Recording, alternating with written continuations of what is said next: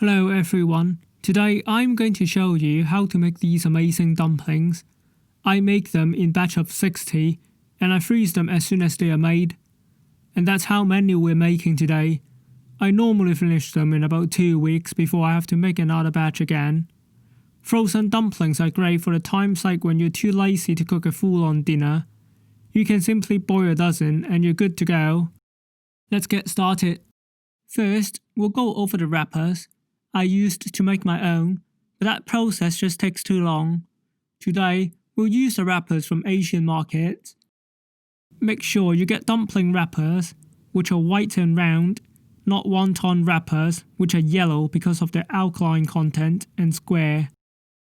Also, make sure they're at room temperature when you use them, otherwise they will be crispy and likely to break like folding a cold corn flour tortilla. After that, we'll clean and prepare 350 grams of Chinese chive. They can also be found at Asian markets along with the wrappers. If you really can't find them, you could use leek or other vegetables that don't release a lot of water when cooked, like carrots or celery. If you use vegetables that have a high water content, like napa or Chinese leaf, you will have to salt them to draw out the water. Now let's bundle the chives and align the ends. Chop off the ends and discard. Then we'll collect a sinkful of water to submerge the chives for cleaning. Remove any wilted leaves. Then break apart the splits to clean off any dirt. Do this to all of them. Finally, allow them to dry off as much as you can. Next, I'll be grinding the meats myself. You can use any combination of meat here, like chicken breasts, pork, beef, as long as the combined weight is about 900 grams. I grind them myself to make sure the total fat content is below 5% and from a good part of the animals. With the higher the fat content, the juicier and tenderer they will be. Here, I'm using 4 to 6 pork to chicken ratio, but you can do it differently. The pork introduces a small amount of fat, whilst the chicken breast contribute a significant amount of protein. Furthermore, the pork and chicken bind well together, and they don't fall apart after cooking. Here's my mix. Here we go. Moving on, we'll season our meat. The ingredients are simple. 1 teaspoon of white pepper, which makes the meat less gamey. Then 1 teaspoon of salt, followed by a tablespoon of soy sauce. Finally, a small amount of water to help bind everything together. Mix everything together and set aside. Latecomer is 50 grams of ginger. Scrape off the skin, or not, it's not necessary as long as you clean it thoroughly. Then chop them as finely as you want. Personally, I like them bigger. Don't worry, they won't overpower the dumplings. 50 grams of ginger in 60 dumplings isn't that much. Now add them straight into the meat, followed by chopping all the chives into the party. Put on a glove or not. Time for some action. Incorporate all the ingredients well. Squeeze them. Fold them. Now make sure to scrape off the walls from time to time.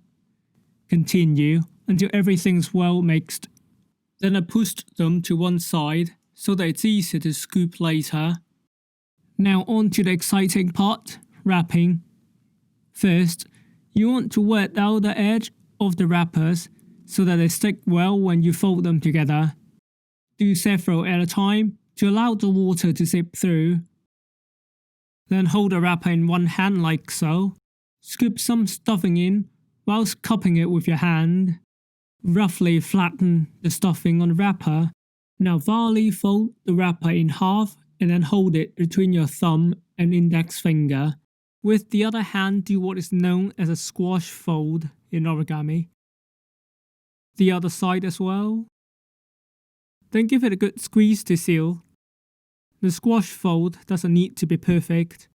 It might be hard to see from top down, but you only squeeze the very edge together.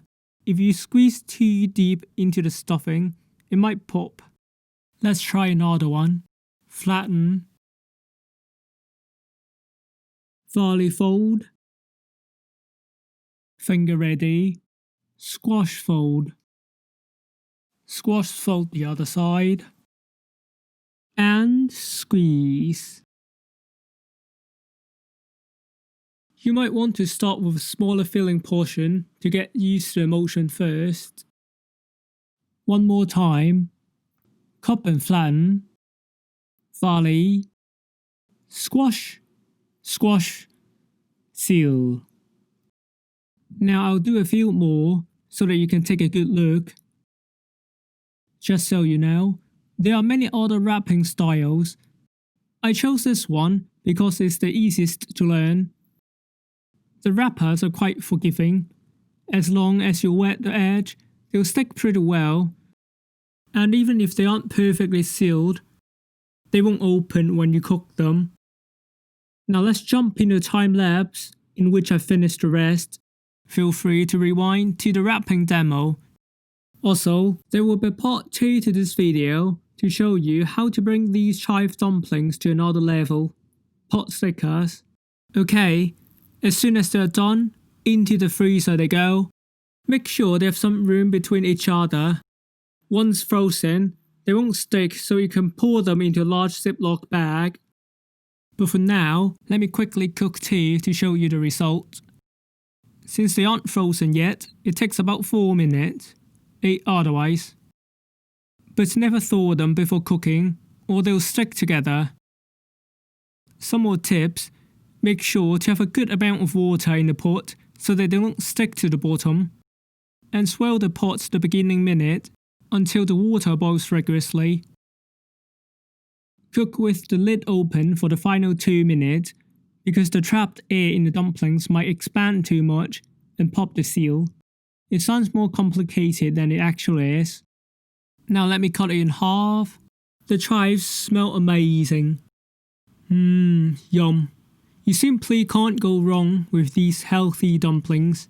But to unlock the fragrant potential of Chinese chives, they need to be fried. Subscribe and stay tuned for part 2. Whoa! I know what that is. That's an invisibility Dumpling! It's really rare.